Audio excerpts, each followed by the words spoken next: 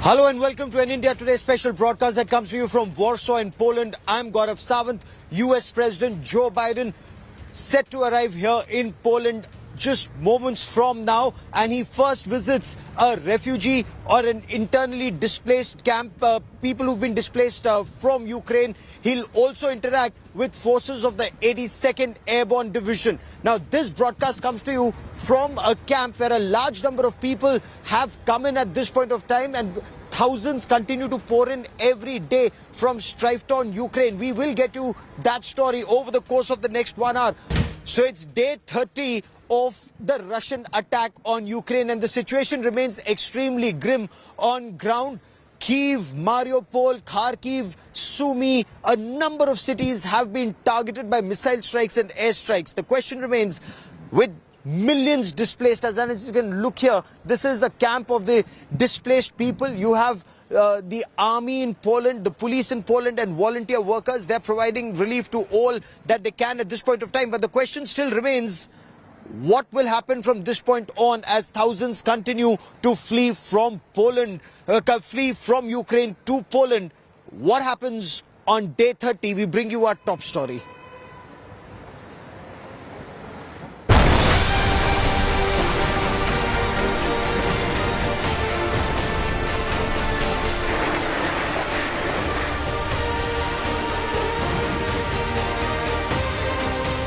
"30 days of destruction."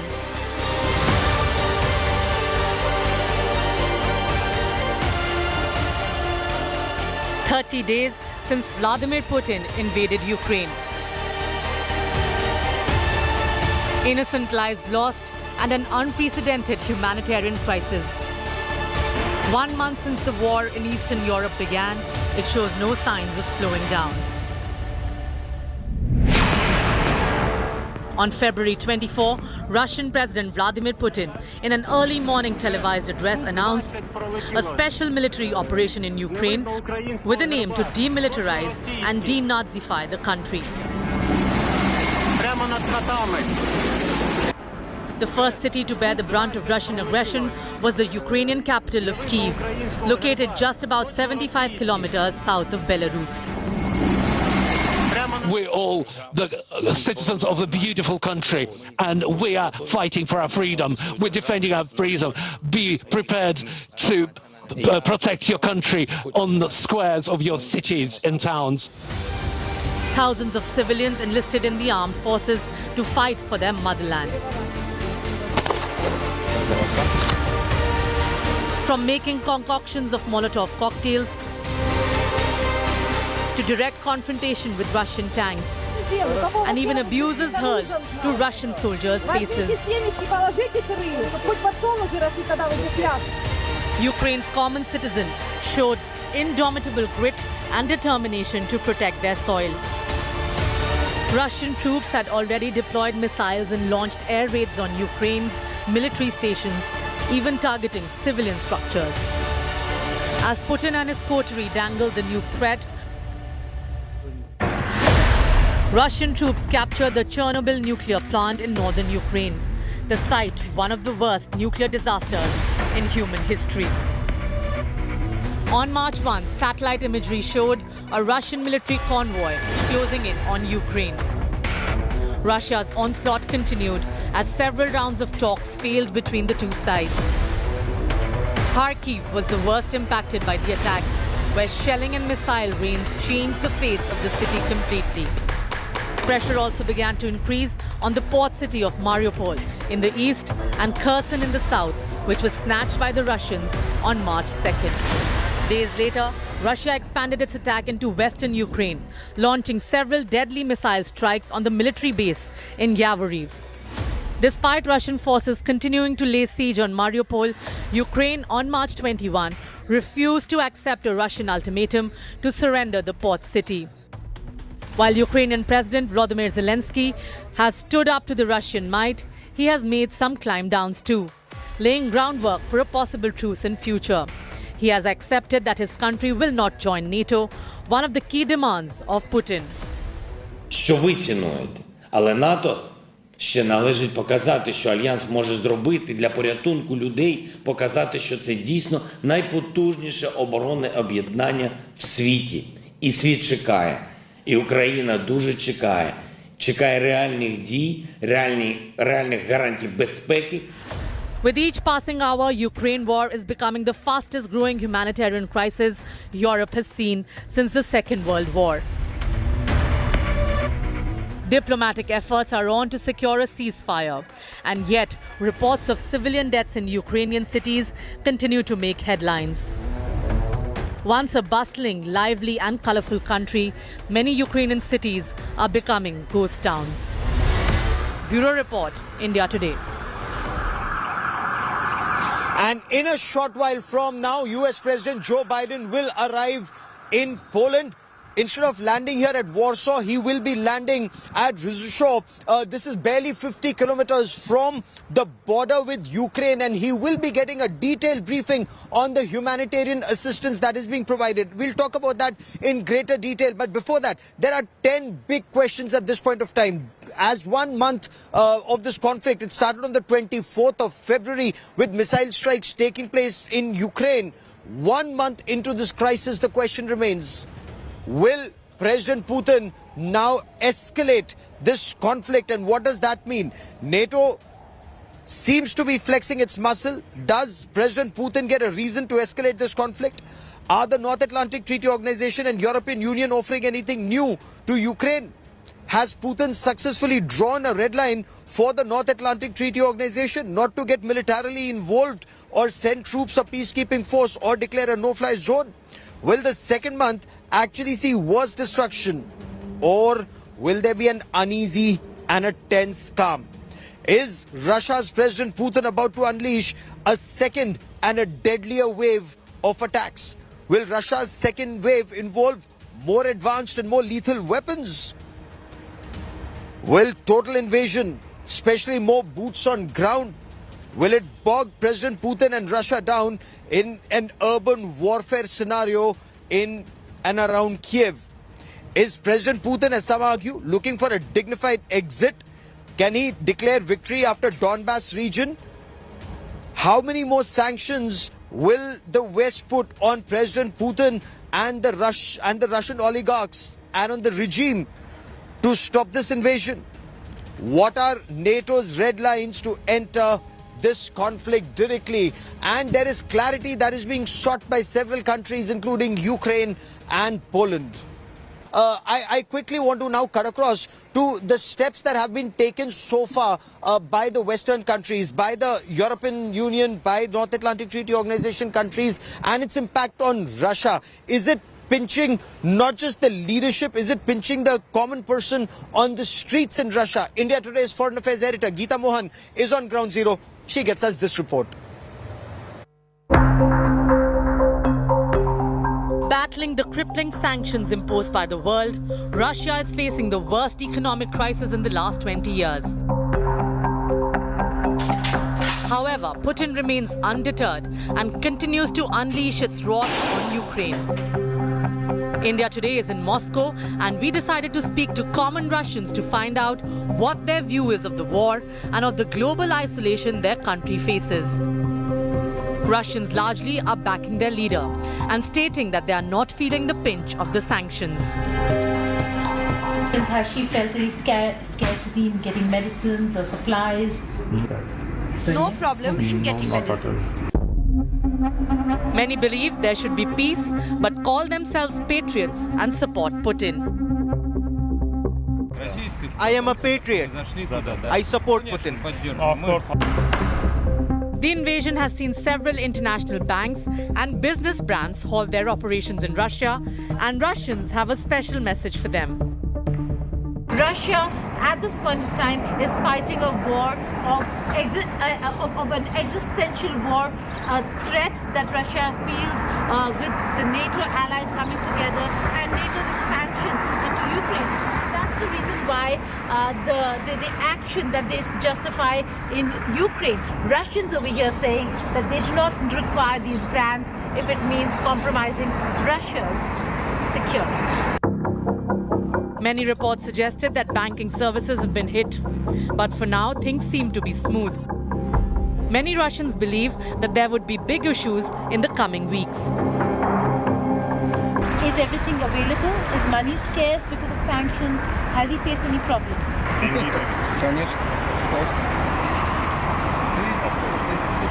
It's beginning of big trouble. Putin's regime has been convincing citizens that there is no shortage of essential supplies and food. But rural parts of Russia have started to feel the effects of war, with people hoarding essentials as scarcity looms. Now, many citizens fear that the crisis could soon reach big cities. With Geeta Mohan in Moscow, Bureau Report, India Today. We're here at the Kazansky railway station and we'll be traveling to the border areas of Russia to show you the real picture, not just from Moscow, where things look fine, but also from border towns that are closer to Ukraine, and we will have to see whether if they are facing trouble or problems or not. Also, there are a lot of questions that are being asked about whether if Ukraine is a true democracy or not, and why has Ukraine not become a part of the European Union? What took it so long? Is Ukraine a pawn, or for that matter, stuck between Russia and America? All these questions will be answered when we reach the Donbas region to give you a real picture of what the problems are when it comes to Ukraine itself, within and the domestic aspect of problems between eastern Ukraine and the western. With which journalist Satya Raut in Moscow, Geeta Mohan for India. If you notice behind me, there are hundreds of women and children unattended because the menfolk are actually fighting a war. The menfolk are fighting a war. It's only the women and children who are here and unattended. There is fear, there is apprehension that there could be child trafficking, there could be women trafficking, and that is why if you notice a large number of police personnel also here. Now these women, we are told that women and children, they are taken to a separate place where no men, not even men here in Poland, are permitted to be there as they're looked after. I spoke to Martha, one of the volunteers working here at this relief camp. Let's listen to that conversation about what is required and what are their expectations of US President Joe Biden's visit. With me is Martha. She's a marketing manager but also a volunteer here at this camp. And Martha, how many people do you look after here who are coming from Ukraine? On a daily basis, we provide first support to more than 1,000 people. This estimation is really rough because we don't only operate the regular trains, and also there are also additional trains being settled because the number of Ukrainians reaching Polish border and fleeing from the war it changes on a daily basis. So it does. So more than 2.2 million people, we are told, or close to 2.2 million people have fled so far. Do they all come here to the central station? Are they registered before they go elsewhere? What happens? What's the procedure? There are 3 railway stations here in Warsaw, and all 3 are welcoming Ukrainian guests. So basically this is not the only place that Ukrainian people are reaching to when arriving to Warsaw. Of course, some people from southern Ukraine also try to reach to other Polish cities like Krakow, for example. These are large cities, and afterwards they either stay here in Warsaw or in other large cities, or they decide to move forward. Sometimes they decide to move to other countries, but also we often recommend them to stay in smaller towns and villages of Poland, which are great when it comes to like hospitality of the people, and also when it comes to like the social quality of living, because at the moment in Warsaw we observe that the fact that the city is a bit overcrowded, of course, because Warsaw and Krakow became the main go-to places for Ukrainian refugees. There was some apprehension that some of the women and especially children, they could, fall into wrong hands. Is something, being done to look after women and children, especially with the men still fighting there in Ukraine? Of course, we do our best to provide the best care possible for women and children traveling alone. For example, when it comes to the railway station that we are at the moment, we have decided to create a special dedicated place, like a safe place, designed only for women and children, and no man is allowed to enter this place, even the volunteers. So there is all the time, 24/7, there is a place where women and children can go, can take a rest, can take a nap. There are animators taking care of the children, and dedicated psychological care is also provided. The US president is also likely to visit some of these camps, we are told. Are you aware of it? We are aware of his visit. He is arriving tomorrow. We are not aware of his actual plan, so maybe he will surprise us, maybe he will surprise another place. That's possible. Okay. And what is it that you require here in terms of assistance or support for the people who are coming here from Ukraine? What needs to be emphasized is the fact that we are a grassroots organization. We are not a formal structure. We are just a group of volunteers, active people who decided to dedicate their free time to support our brothers and sisters fleeing from the war, fleeing from the Ukraine. When it comes to what we need at the moment here, it's obviously supplies. We definitely need some sort of support in terms of food, water, etc. Just regular supplies that we can actually deliver to the people who need it at the moment. However, I must say and emphasize that this situation wouldn't happen if the war was already won by Ukraine. So we definitely need governments across the world to unite and fight Russia. So this is actually what we, as volunteers here, really need. For speaking to us here at India Today, Martha, many thanks. So, Martha, one of the volunteers here, and there are many who are coming forward to help hundreds of people who are fleeing Ukraine every day. They come here to the central station, get food, some relief, and then are taken to boarding and lodging centers. With cameraman Lalit Joshi in Warsaw, Poland, Gaurav Sawant for India Today.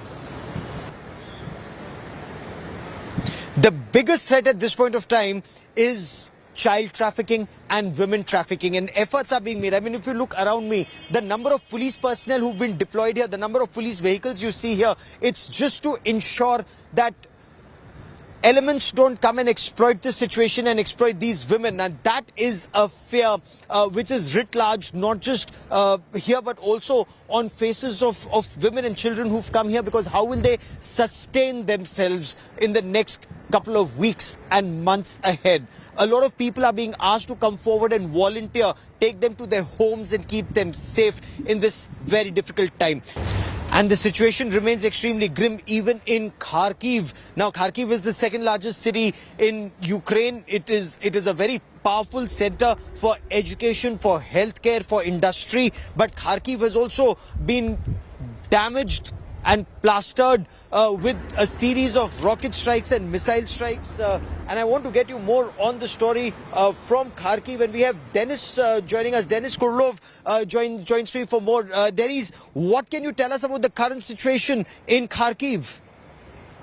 Hi, so the situation right now is quite intense. If, for example, 1 week and a half ago, I could say that the shellings are mainly being done throughout the night. Right now, just they're happening throughout the whole day, so we can hear the explosions throughout the whole day. And even just half an hour ago, I was on the street and I saw those really big, powerful explosions happening all across the city. So right now, the situation is getting a little bit more intense than it used to be.